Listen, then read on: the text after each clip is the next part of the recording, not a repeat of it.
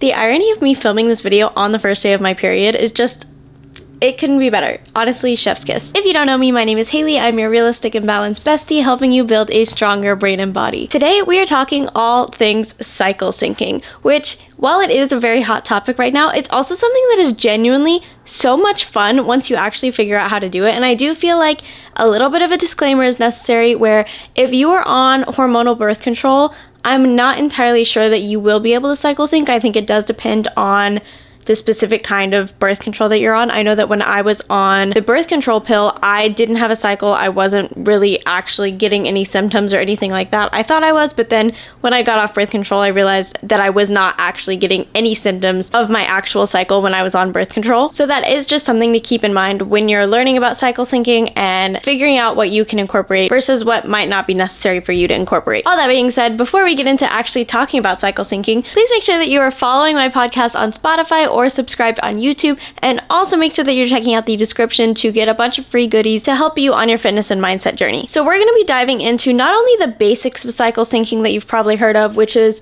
how you should work out and how you should eat during your cycle, but I'm also going to be diving into the different forms of productivity and how our skin is affected differently during different times of our cycle. So we're going to talk about what happens in each phase, and I'm going to give you the best tips to help you maximize each one of these parts of your cycle so that you can just get more in tune with yourself and really feel like you're maximizing your productivity. If you didn't know, women's bodies run on a 28-day cycle versus a 24-hour cycle, which is what males' hormones run on. This is just one of the many ways that the world is literally catered for men because every aspect of normal society is based on this 24-hour hormone cycle, even though women's hormones are purely run on a 28-day cycle. So this means that as women, we start off those 28 days in our menstrual phase. This is typically a 1 to 7 day period. Then from our menstrual phase, we start something called the follicular phase.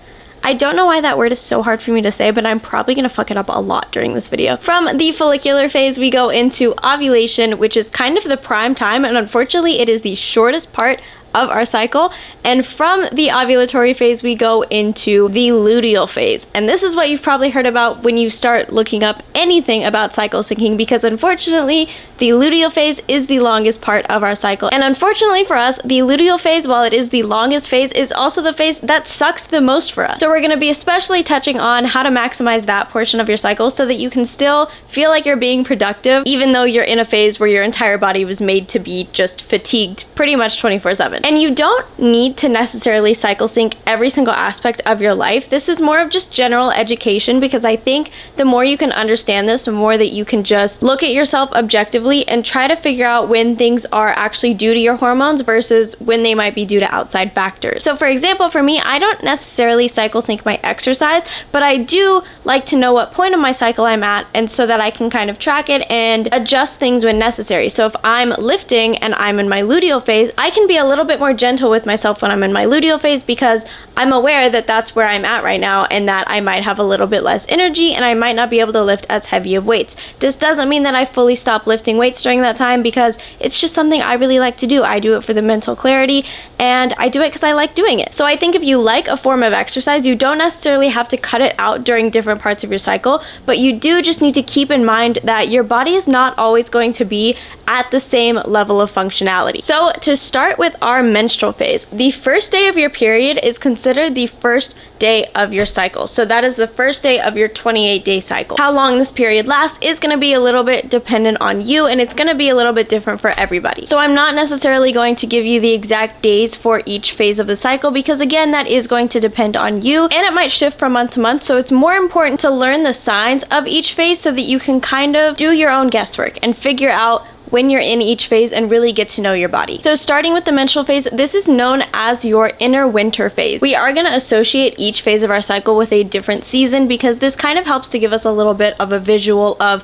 what's actually going on during this time. So when you think about winter, you know that you're just very tucked away. You're kind of just like in this season of rejuvenating, really wanting to just start fresh and get rid of our old self, start over new. And that's pretty much exactly what our body is doing during this time too. During this phase, our uterus is shedding its lining and getting rid of all of that. And this is also when our estrogen and our progesterone levels are the lowest. Before this phase, we were in that luteal phase. And during the luteal phase, our serotonin and our high energy levels have been slowly depleting as we get to this menstrual phase. So that means that right now, these are at their absolute lowest. So this means you're you're just gonna be super low energy and you're gonna have very, very low mood, which typically tracks with what we notice when we're starting our period. So we're most likely gonna feel very fatigued and just very out of it for the first start of this phase. But as we move towards the end of our period, those levels do start to increase again. And some of us do experience a little bit more of an intense menstrual phase, and this might be when you really want to start identifying whether or not you really need to switch up your workouts or not. So for example, today I started my period and I was planning on doing this big heavy leg day. My period actually came 4 days early,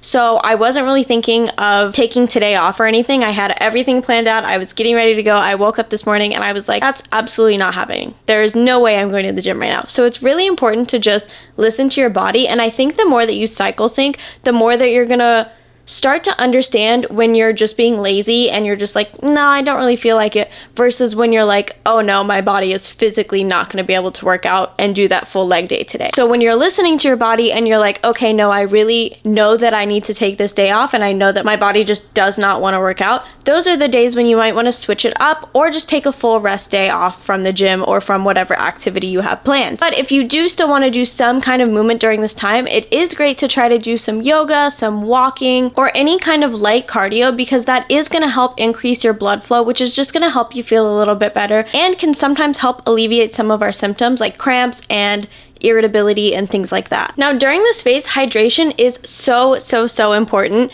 Even more than it normally is. You want to try to get an extra 16 to 24 ounces of water in every single day during this phase of your cycle. Not only is that going to help your cramps, but it's just overall going to help you feel a lot better, and it's going to decrease a little bit of that fatigue and swelling that we experience during this time. Now, when it comes to food, focusing on anti-inflammatory foods can be really helpful during this time as well if you choose to eat with your cycle in mind. Now, again, none of this is absolutely necessary. You don't have to eat in line with your cycle, but if you choose to try to add in some extra foods during this time, it can be really helpful to focus on anti-inflammatory foods and complex carbs during this phase of your cycle. Again, anything that's anti-inflammatory is going to be really helpful here, because we have so much excess inflammation in our bodies in general during this time, and we want to try to just flush some of that out. Complex carbs are also going to give you a pretty good energy boost during this time, and that can be really important when you're feeling low energy and you feel like you just don't want to get out of bed. Green tea is also so clutch during this time because it's also an anti-inflammatory,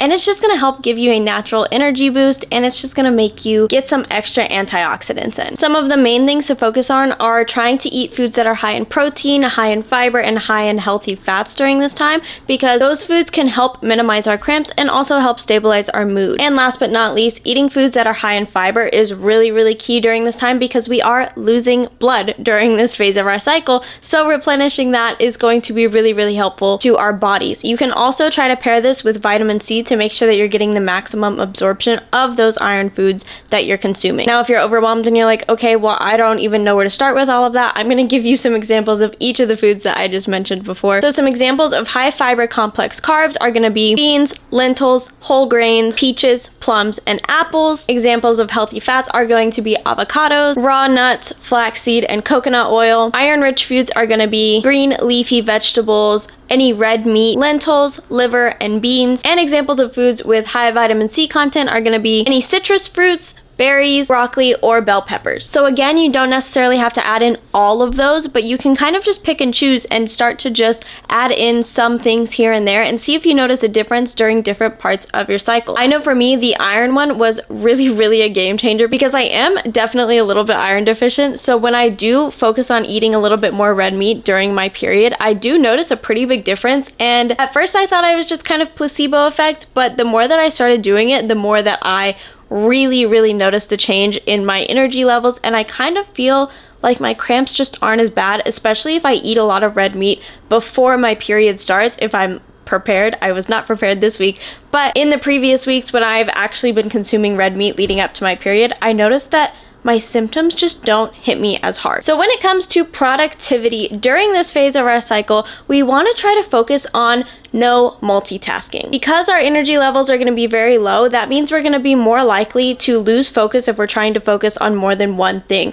So you want to really try to prioritize whatever you need to get done, maybe picking just one big task each day and not doing anything else until you've completed that one task. Time blocking is also super helpful during this phase of our cycle because again, we're really trying to focus on just focusing on one thing at a time. I feel like this is the perfect time for me to be talking about this because I went to a coffee shop today and I had absolutely no plan because again, like I said, I wasn't really prepared. I thought that my period was going to come in the middle of the week, not on the weekend. So I went to this coffee shop with my big to-do list of things. Nothing was broken down into any kind of time block and I literally sat there for probably 3 hours and I did maybe like half of one thing because I just didn't have a solid plan and I felt like I was just too overwhelmed by my full list of tasks. So I just ended up doing absolutely nothing. Whereas if I had just had everything out in a way where I could have looked at it and been like, okay, this is my one big task that I need to focus on right now. I'm just going to do this for 30 minutes and see what happens.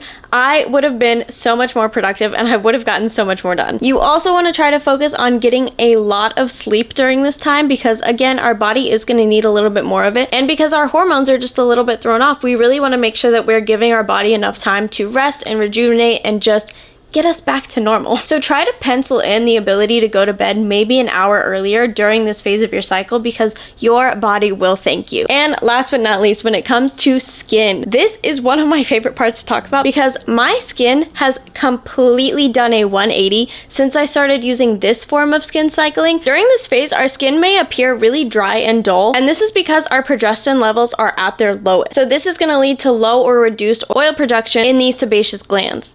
I don't ever think I say that word right. This video is going to be filled with words that I have read and I don't actually think I've ever said them out loud until this moment, so don't come for me. Now, our skin also might be extra sensitive during this time. I know that for me personally, this was something that I was definitely dealing with and I didn't notice until I started paying attention to it. Because our estrogen levels are also at their lowest during this time, that decreases our skin barrier function, which means we might not actually be able to handle any harsh chemicals or exfoliants during this time. So you might want to switch to a little bit more of a gentle cleanser and a super moisturizing moisturizer during this time. It can also be super helpful to focus on increasing hydration by switching to a more thicker cream or oil during this time and focusing on ingredients such as hyaluronic acid or ceramide, as well as using any hydrating sheet mask that you have during this time. Now, for the follicular phase, this is known as our inner spring phase. So again, we are going through the seasons here. After winter comes spring. We are starting to come out of our little seasonal depression hole and we are starting to feel like a real human again.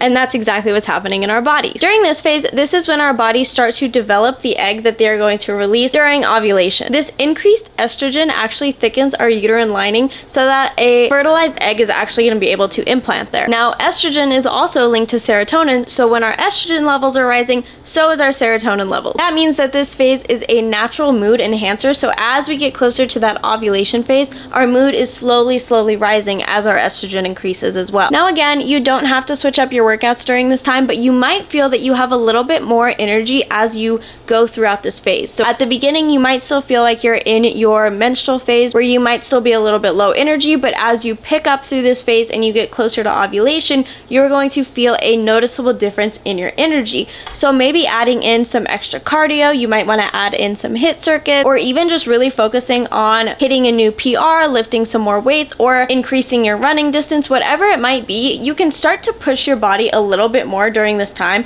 and it's gonna feel a little bit easier. And luckily for us, our bodies are actually more efficient at burning fat during this phase of our cycle. So we can take advantage of this by consuming a little bit more slow digesting carbs to use those for energy. Focusing on foods that can help balance our estrogen production during this time are also really helpful. And we want to really emphasize nutrients such as magnesium, omega-3 fatty acids, fermented foods, and fiber during this phase. Some examples of carbs that are going to be a little bit more slow absorbing are going to be brown rice, quinoa, oatmeal, spinach, any veggies, any form of beans, and also pumpkin. Examples of omega-3 fatty acids are going to be wild-caught salmon, cod liver oil, sardines, flax seeds, chia seeds, walnuts, and eggs. Fermented foods are things like kimchi, sauerkraut, any probiotic-rich yogurt, sourdough bread, miso, and tempeh. Examples of magnesium-rich foods are going to be avocado, dark chocolate, nut, pumpkin seeds, leafy greens, and salmon. And examples of fiber-rich foods are going to be any veggies, nuts, seeds, and legumes.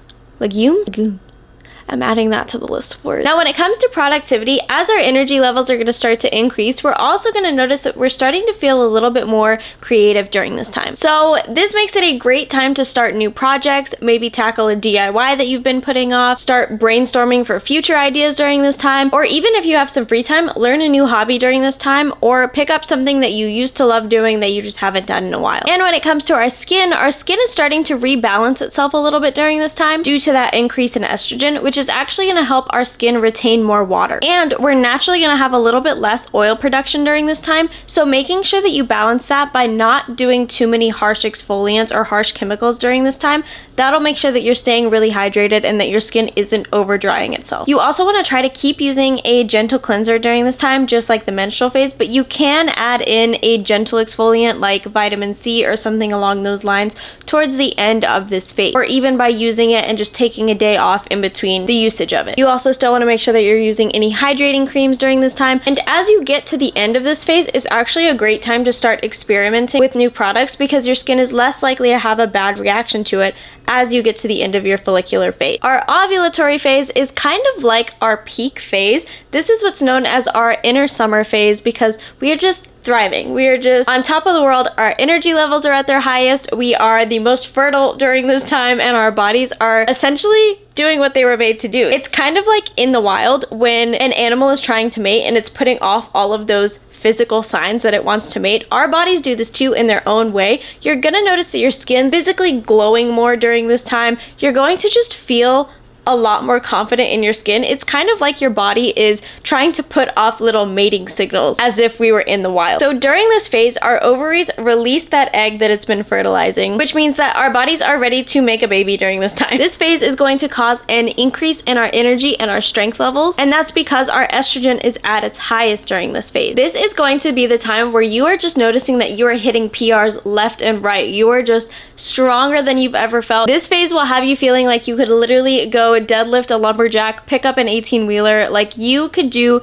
anything in the entire world during this phase. So this is a great time to really blow off some steam if you have to. Go take a boxing class, a cycling class, maybe even do a dance class. Anything that's really high intensity and is going to just get your body moving is wonderful during this time because you are going to have a little bit excess energy that you want to just burn off, you want to get rid of. But it's also important to note that our body temperature is going to be increased during this phase, so you want to make sure that you're staying really hydrated because you are at more of a risk for dehydration when your body temperature is a little bit higher. So kind of similar to our menstrual phase, you want to try to make sure that you're getting 16 to 24 ounces of water more than you normally do during this phase, or increasing your intake of things like watermelon, cucumber, anything that's really high in its water percentage. Now, some of us might actually feel that we have a little bit of a decrease in our appetite during this time, but it's still really important to make sure that we're eating enough food that has vitamin D, folic acid, and carbohydrates with a low glycemic index to really make sure that we're preventing a super high spike in our blood sugar during this phase. So some examples of vitamin D rich foods are going to be things like salmon, canned tuna, cod liver oil, and fortified milk and egg. Now, folic acid is also really helpful to our body during this time, so examples of folic acid rich foods are going to be things like spinach, asparagus, broccoli, Brussels sprouts, and chickpeas. And we also want some food that has that low glycemic index, so this is going to be foods that are fruits, veggies, low fat dairy products, and any minimally processed grain. For productivity, since our energy levels are at their absolute highest during this phase, our focus also is at its absolute highest, but we are also a little bit more social during this time. So this is a great time to really try to pack in any events or hanging out with friends, catching up with people. Any big meetings that you might have to do